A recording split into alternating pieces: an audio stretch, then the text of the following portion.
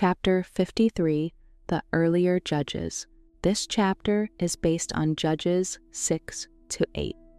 10. After the settlement in Canaan, the tribes made no vigorous effort to complete the conquest of the land. Satisfied with the territory already gained, their zeal soon flagged, and the war was discontinued.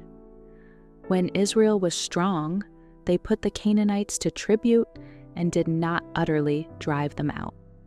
Judges 1:28. The Lord had faithfully fulfilled, on his part, the promises made to Israel. Joshua had broken the power of the Canaanites and had distributed the land to the tribes. It only remained for them, trusting in the assurance of divine aid, to complete the work of dispossessing the inhabitants of the land. But this they failed to do. By entering into league with the Canaanites, they directly transgressed the command of God and thus failed to fulfill the condition on which he had promised to place them in possession of Canaan. From the very first communication of God with them at Sinai, they had been warned against idolatry. Immediately after the proclamation of the law, the message was sent them by Moses concerning the nations of Canaan. Thou shalt not bow down to their gods, nor serve them, nor do after their works, but thou shalt utterly overthrow them, and quite break down their images.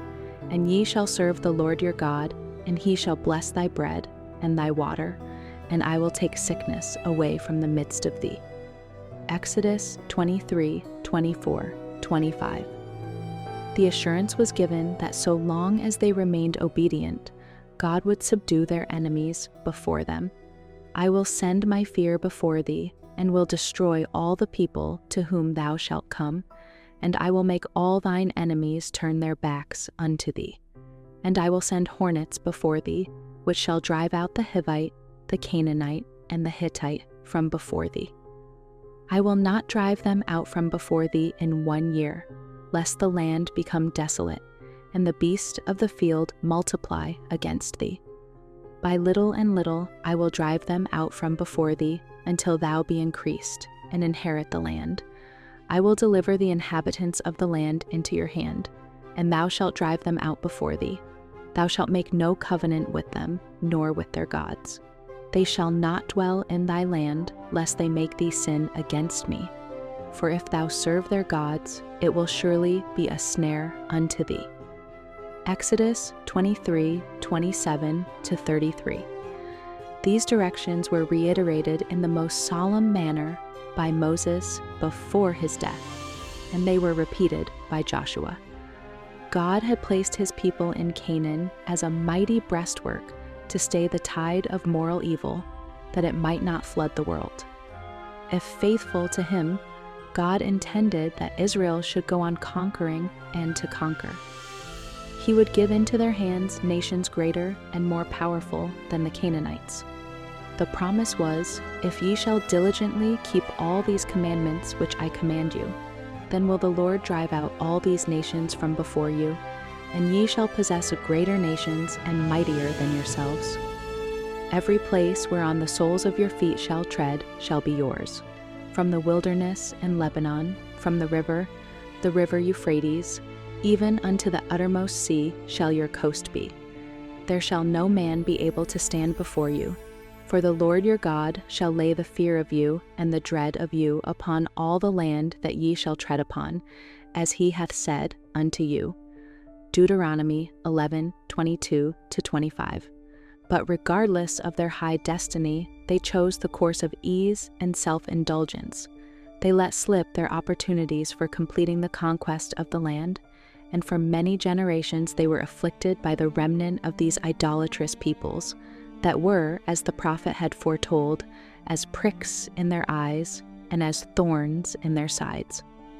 Numbers 33:55. The Israelites were mingled among the heathen and learned their works. Psalm 106, verse 35. They intermarried with the Canaanites, and idolatry spread like a plague throughout the land. They served their idols, which were a snare unto them. Yea, they sacrificed their sons and their daughters unto devils, and the land was polluted with blood. Therefore was the wrath of the Lord kindled against his people, insomuch that he abhorred his own inheritance.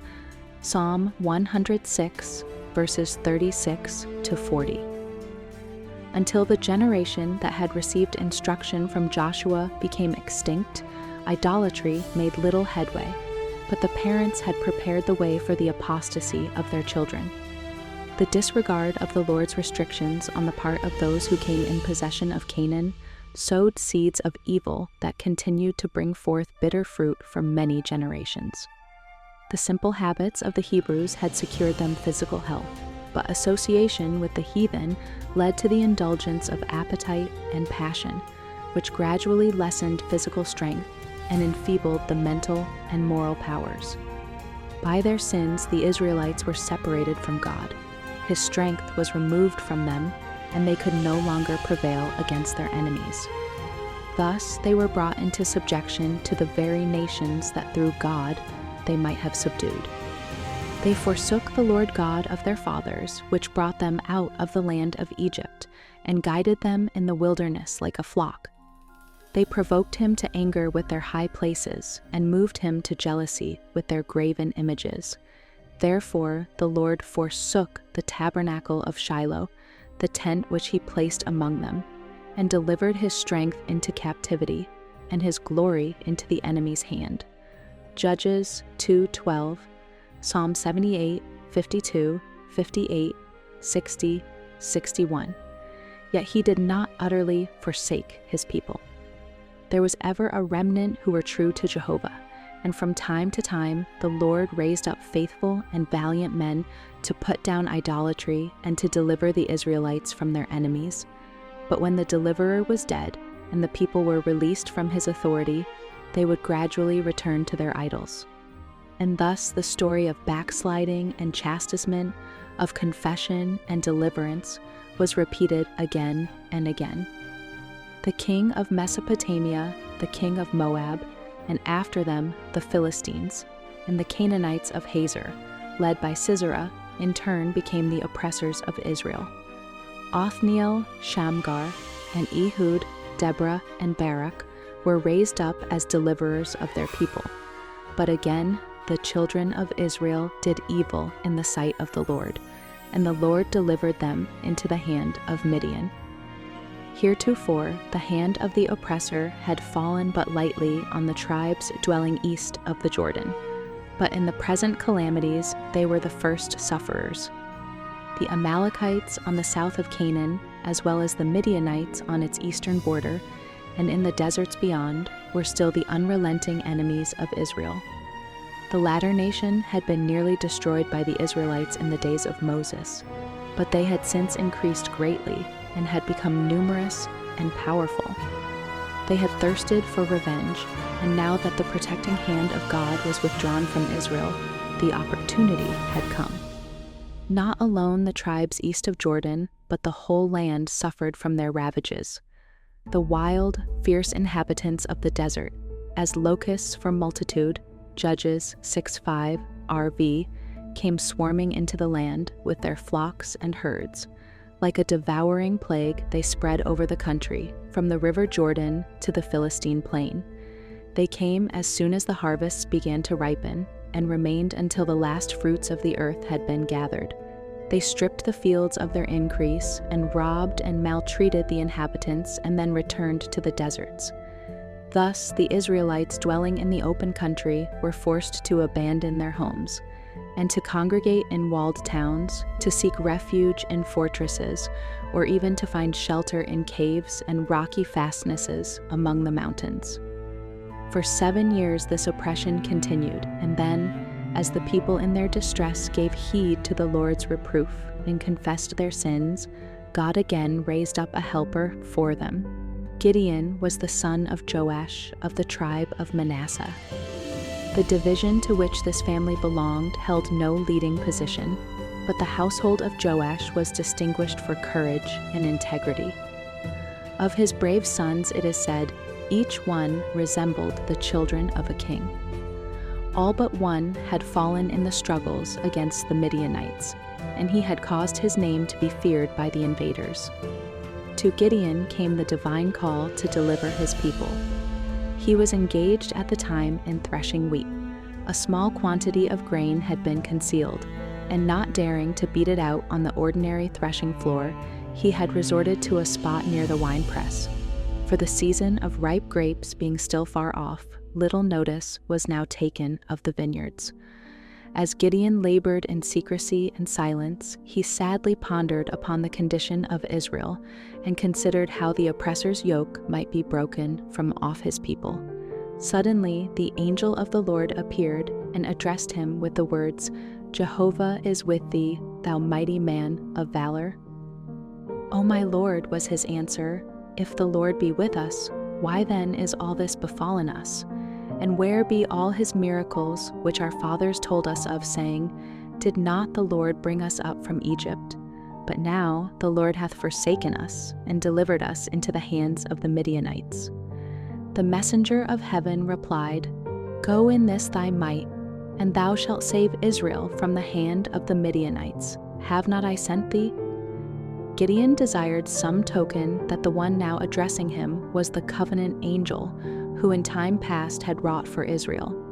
Angels of God, who communed with Abraham, had once tarried to share his hospitality, and Gideon now entreated the divine messenger to remain as his guest.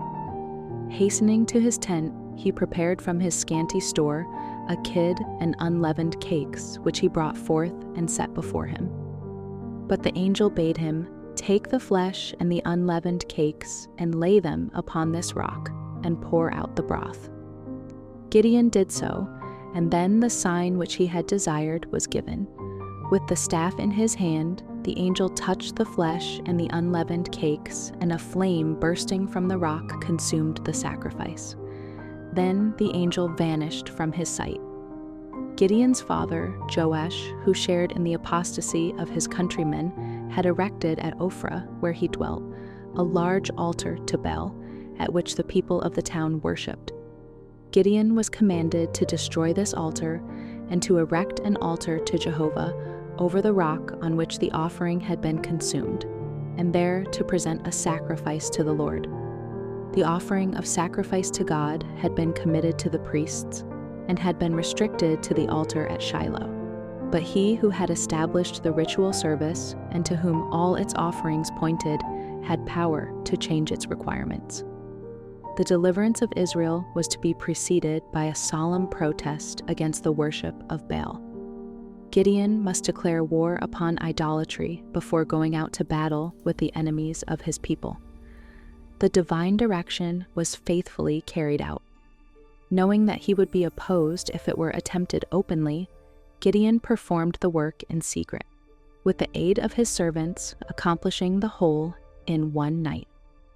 Great was the rage of the men of Ophrah when they came next morning to pay their devotions to Baal. They would have taken Gideon's life had not Joash, who had been told of the angel's visit, stood in defense of his son. "Will ye plead for Baal?" said Joash. "Will ye save him?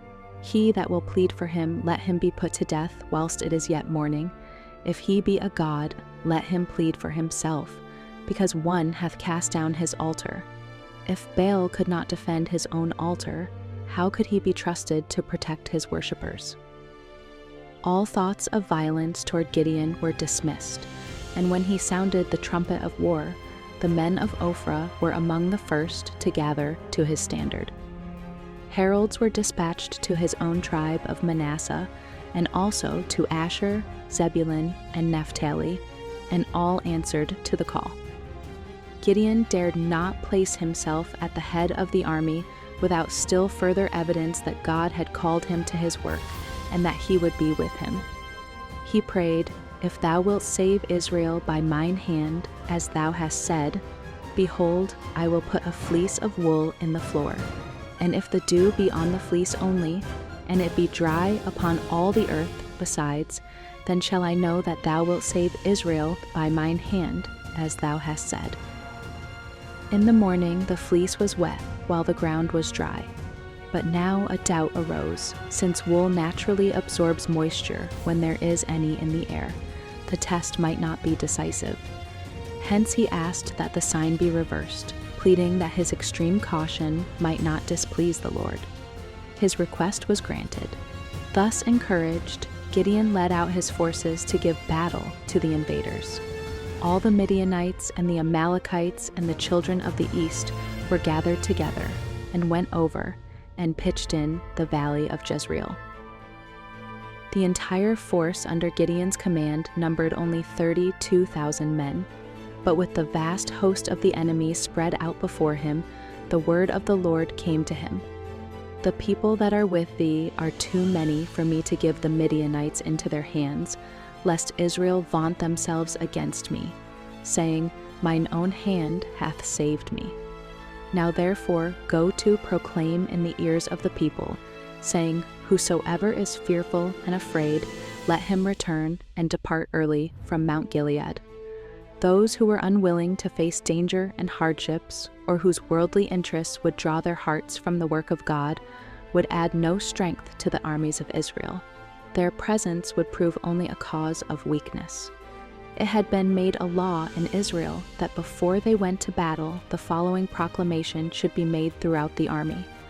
What man is there that hath built a new house, and hath not dedicated it?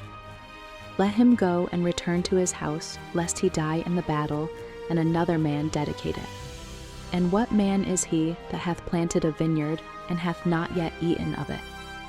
Let him also go and return unto his house, lest he die in the battle, and another man eat of it. And what man is there that hath betrothed a wife, and hath not taken her? Let him go and return unto his house, lest he die in the battle, and another man take her. And the officers were to speak further to the people, saying, What man is there that is fearful and faint-hearted? Let him go and return unto his house, lest his brethren's heart faint as well as his heart. Deuteronomy 25-8.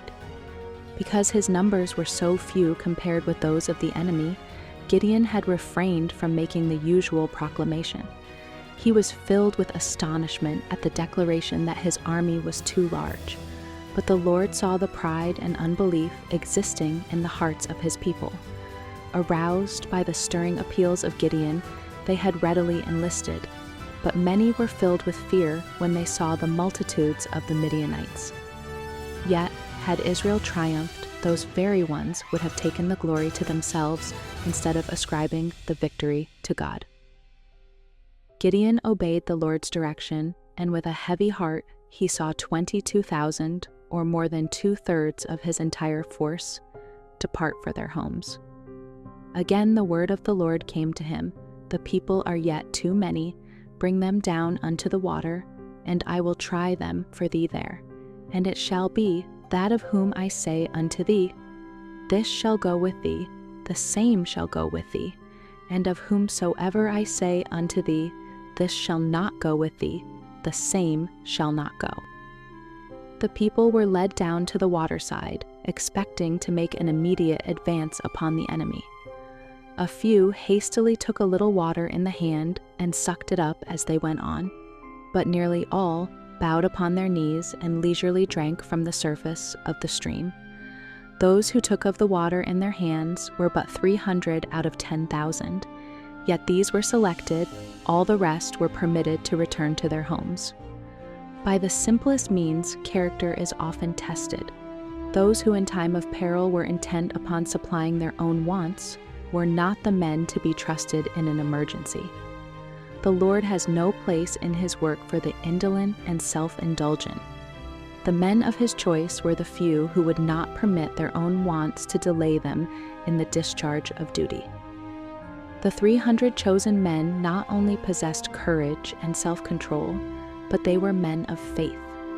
They had not defiled themselves with idolatry. God could direct them, and through them he could work deliverance for Israel. Success does not depend upon numbers. God can deliver by few as well as by many. He is honored not so much by the great numbers as by the character of those who serve him. The Israelites were stationed on the brow of a hill overlooking the valley where the hosts of the invaders lay encamped.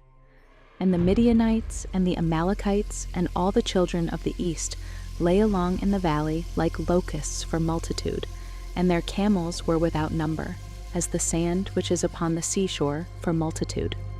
Judges 7:12 RR. Gideon trembled as he thought of the conflict of the morrow, but the Lord spoke to him in the night season and bade him, with Phurah his attendant, go down to the camp of the Midianites, intimating that he would there hear something for his encouragement. He went, and waiting in the darkness and silence, he heard a soldier relating a dream to his companion. Lo, a cake of barley bread tumbled into the host of Midian, and came unto a tent, and smote it that it fell, and overturned it, that the tent lay along. The other answered in words that stirred the heart of that unseen listener, This is nothing else save the sword of Gideon the son of Joash, a man of Israel, for into his hand hath God delivered Midian, and all the host. Gideon recognized the voice of God speaking to him through those Midianitish strangers. Returning to the few men under his command, he said, Arise, for the Lord hath delivered into your hand the host of Midian. By divine direction, a plan of attack was suggested to him, which he immediately set out to execute. The 300 men were divided into 3 companies. To every man were given a trumpet and a torch concealed in an earthen pitcher. The men were stationed in such a manner as to approach the Midianite camp from different directions. In the dead of night, at a signal from Gideon's war horn, the 3 companies sounded their trumpets. Then, breaking their pitchers and displaying the blazing torches, they rushed upon the enemy with the terrible war cry, the sword of the Lord and of Gideon. The sleeping army was suddenly aroused. Upon every side was seen the light of the flaming torches. In every direction was heard the sound of trumpets, with the cry of the assailants. Believing themselves at the mercy of an overwhelming force, the Midianites were panic-stricken. With wild cries of alarm, they fled for life, and, mistaking their own companions for enemies, they slew one another. As news of the victory spread, thousands of the men of Israel who had been dismissed to their homes returned and joined in pursuit of their fleeing enemies. The Midianites were making their way toward the Jordan, hoping to reach their own territory beyond the river. Gideon sent messengers to the tribe of Ephraim, rousing them to intercept the fugitives at the southern fords. Meanwhile, with his 300, faint yet pursuing, Gideon crossed the stream hard after those who had already gained the farther side. The 2 princes, Zebah and Zalmunna, who had been over the entire host and who had escaped with an army of 15,000 men, were overtaken by Gideon, their force completely scattered, and the leaders captured and slain. In this signal defeat, not less than 120,000 of the invaders perished. The power of the Midianites was broken so that they were never again able to make war upon Israel. The tidings spread swiftly far and wide that Israel's God had again fought for his people. No words can describe the terror of the surrounding nations when they learned what simple means had prevailed against the power of a bold, warlike people. The leader whom God chose to overthrow the Midianites occupied no prominent position in Israel. He was not a ruler, a priest, or a Levite. He thought himself the least in his father's house, but God saw in him a man of courage and integrity. He was distrustful of himself and willing to follow the guidance of the Lord. God does not always choose for his work men of the greatest talents, but he selects those whom he can best use. Before honor is humility, Proverbs 15:33. The Lord can work most effectually through those who are most sensible of their own insufficiency, and who will rely upon him as their leader and source of strength. He will make them strong by uniting their weakness to his might, and wise by connecting their ignorance with his wisdom.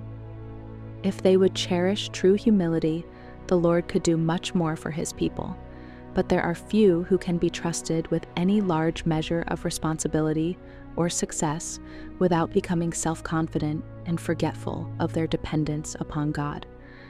This is why, in choosing the instruments for his work, the Lord passes by those whom the world honors as great, talented, and brilliant. They are too often proud and self-sufficient. They feel competent to act without counsel from God. The simple act of blowing a blast upon the trumpet by the army of Joshua around Jericho, and by Gideon's little band about the hosts of Midian, was made effectual through the power of God to overthrow the might of his enemies. The most complete system that men have ever devised apart from the power and wisdom of God will prove a failure, while the most unpromising methods will succeed when divinely appointed and entered upon with humility and faith. Trust in God and obedience to his will are as essential to the Christian in the spiritual warfare as to Gideon and Joshua in their battles with the Canaanites. By the repeated manifestations of his power in behalf of Israel, God would lead them to have faith in him, with confidence to seek his help in every emergency. He is just as willing to work with the efforts of his people now and to accomplish great things through weak instrumentalities. All heaven awaits our demand upon its wisdom and strength. God is able to do exceeding abundantly above all that we ask or think. Ephesians 3:20. Gideon returned from pursuing the enemies of the nation to meet censure and accusation from his own countrymen. When at his call the men of Israel had rallied against the Midianites, the tribe of Ephraim had remained behind. They looked upon the effort as a perilous undertaking, and as Gideon sent them no special summons, they availed themselves of this excuse not to join their brethren. But when the news of Israel's triumph reached them, the Ephraimites were envious because they had not shared it. After the rout of the Midianites, the men of Ephraim had, by Gideon's direction, seized the fords of the Jordan, thus preventing the escape of the fugitives. By this means a large number of the enemy were slain, among whom were 2 princes, Oreb and Zeb. Thus the men of Ephraim followed up the battle and helped complete the victory. Nevertheless, they were jealous and angry, as though Gideon had been led by his own will and judgment. They did not discern God's hand in the triumph of Israel. They did not appreciate his power and mercy in their deliverance, and this very fact showed them unworthy to be chosen as his special instruments. Returning with the trophies of victory, they angrily reproached Gideon. "Why hast thou served us thus, that thou calledst us not, when thou wentest to fight with the Midianites?" "What have I done now in comparison of you?" said Gideon. "Is not the gleaning of the grapes of Ephraim better than the vintage of Abiezer? God hath delivered into your hands the princes of Midian, Oreb, and Zeb, and what was I able to do in comparison of you?" The spirit of jealousy might easily have been fanned into a quarrel that would have caused strife and bloodshed, but Gideon's modest answer soothed the anger of the men of Ephraim, and they returned in peace to their homes. Firm and uncompromising where principle was concerned, and in war a mighty man of valor, Gideon displayed also a spirit of courtesy that is rarely witnessed. The people of Israel, in their gratitude at deliverance from the Midianites, proposed to Gideon that he should become their king, and that the throne should be confirmed to his descendants. This proposition was in direct violation of the principles of the theocracy. God was the king of Israel, and for them to place a man upon the throne would be a rejection of their divine sovereign. Gideon recognized this fact. His answer shows how true and noble were his motives. "I will not rule over you," he declared. "Neither shall my son rule over you. The Lord shall rule over you." But Gideon was betrayed into another error, which brought disaster upon his house and upon all Israel. The season of inactivity that succeeds a great struggle is often fraught with greater danger than is the period of conflict. To this danger Gideon was now exposed. A spirit of unrest was upon him. Hitherto he had been content to fulfill the directions given him from God, but now, instead of waiting for divine guidance, he began to plan for himself. When the armies of the Lord have gained a signal victory, Satan will redouble his efforts to overthrow the work of God. Thus, thoughts and plans were suggested to the mind of Gideon, by which the people of Israel were led astray. Because he had been commanded to offer sacrifice upon the rock where the angel appeared to him, Gideon concluded that he had been appointed to officiate as a priest. Without waiting for the divine sanction, he determined to provide a suitable place and to institute a system of worship similar to that carried on at the tabernacle. With the strong popular feeling in his favor, he found no difficulty in carrying out his plan. At his request, all the earrings of gold taken from the Midianites were given him as his share of the spoil. The people also collected many other costly materials, together with the richly adorned garments of the princes of Midian. From the material thus furnished, Gideon constructed an ephod and a breastplate in imitation of those worn by the high priest. His course proved a snare to himself and his family, as well as to Israel. The unauthorized worship led many of the people finally to forsake the Lord altogether to serve idols. After Gideon's death, great numbers, among whom were his own family, joined in this apostasy. The people were led away from God by the very man who had once overthrown their idolatry. There are few who realize how far-reaching is the influence of their words and acts. How often the errors of parents produce the most disastrous effects upon their children and children's children, long after the actors themselves have been laid in the grave. Everyone is exerting an influence upon others and will be held accountable for the result of that influence. Words and actions have a telling power, and the long hereafter will show the effect of our life here. The impression made by our words and deeds will surely react upon ourselves in blessing or in cursing. This thought gives an awful solemnity to life and should draw us to God in humble prayer that He will guide us by His wisdom. Those who stand in the highest positions may lead astray. The wisest err, the strongest may falter and stumble. There is need that light from above should be constantly shed upon our pathway. Our only safety lies in trusting our way implicitly to Him who has said, "Follow me." After the death of Gideon, the children of Israel remembered not the Lord their God, who had delivered them out of the hands of all their enemies on every side. Neither showed they kindness to the house of Jerubbaal, namely Gideon, according to all the goodness which he had showed unto Israel.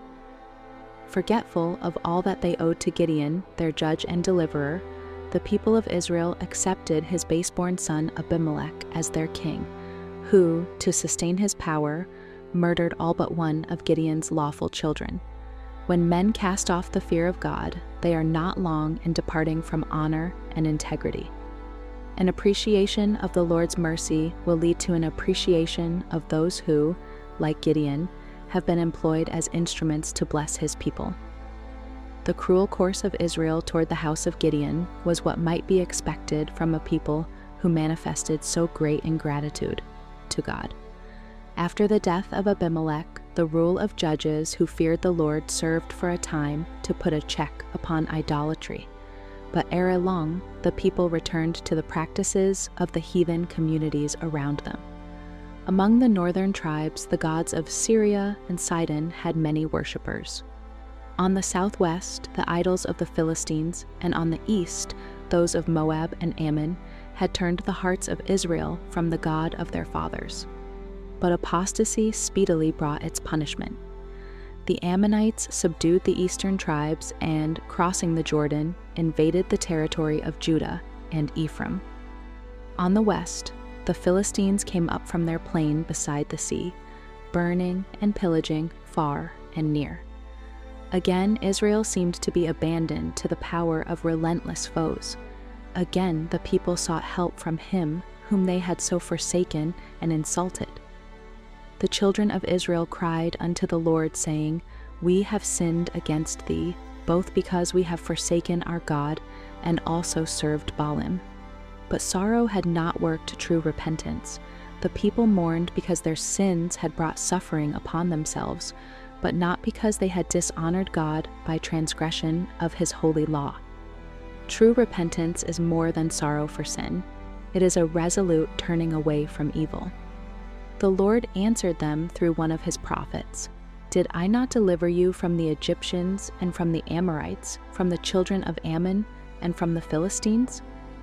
The Zidonians also, and the Amalekites and the Maonites, did oppress you, and ye cried to me, and I delivered you out of their hand. Yet ye have forsaken me, and served other gods. Wherefore I will deliver you no more. Go and cry unto the gods which ye have chosen. Let them deliver you in the time of your tribulation." These solemn and fearful words carry the mind forward to another scene, the great day of final judgment, when the rejectors of God's mercy and the despisers of his grace shall be brought face to face with his justice. At that tribunal must they render an account who have devoted their God-given talents of time, of means, or of intellect to serving the gods of this world. They have forsaken their true and loving friend to follow the path of convenience and worldly pleasure. They intended at some time to return to God, but the world with its follies and deceptions absorbed the attention. Frivolous amusements, pride of dress, indulgence of appetite, hardened the heart and benumbed the conscience, so that the voice of truth was not heard. Duty was despised. Things of infinite value were lightly esteemed, until the heart lost all desire to sacrifice for him who has given so much for man. But in the reaping time they will gather that which they have sown. Saith the Lord, I have called, and ye refused. I have stretched out my hand, and no man regarded. But ye have set at naught all my counsel, and would none of my reproof. When your fear cometh as desolation, and your destruction cometh as a whirlwind, when distress and anguish cometh upon you, then shall they call upon me, but I will not answer. They shall seek me early, but they shall not find me. For that they hated knowledge, and did not choose the fear of the Lord. They would none of my counsel, they despised all my reproof. Therefore shall they eat of the fruit of their own way, and be filled with their own devices. But whoso hearkeneth unto me shall dwell safely, and shall be quiet from fear of evil. Proverbs 1:24-31-33. The Israelites now humbled themselves before the Lord, and they put away the strange gods from among them and served Jehovah. And the Lord's heart of love was grieved for the misery of Israel. Oh, the long-suffering mercy of our God! When his people put away the sins that had shut out his presence, he heard their prayers and at once began to work for them. A deliverer was raised up in the person of Jephthah, a Gileadite, who made war upon the Ammonites and effectually destroyed their power. For 18 years at this time, Israel had suffered under the oppression of her foes. Yet again, the lesson taught by suffering was forgotten. As his people returned to their evil ways, the Lord permitted them to be still oppressed by their powerful enemies, the Philistines. For many years they were constantly harassed, and at times completely subjugated by this cruel and warlike nation. They had mingled with these idolaters, uniting with them in pleasure and in worship, until they seemed to be one with them in spirit and interest. Then these professed friends of Israel became their bitterest enemies and sought by every means to accomplish their destruction. Like Israel, Christians too often yield to the influence of the world and conform to its principles and customs in order to secure the friendship of the ungodly. But in the end, it will be found that these professed friends are the most dangerous of foes. The Bible plainly teaches that there can be no harmony between the people of God and the world. Marvel not, my brethren, if the world hate you. 1 John 3:13. Our Savior says, Ye know that it hated me before it hated you. John 15:18. Satan works through the ungodly under cover of a pretended friendship to allure God's people into sin, that he may separate them from him. And when their defense is removed, then he will lead his agents to turn against them and seek to accomplish their destruction.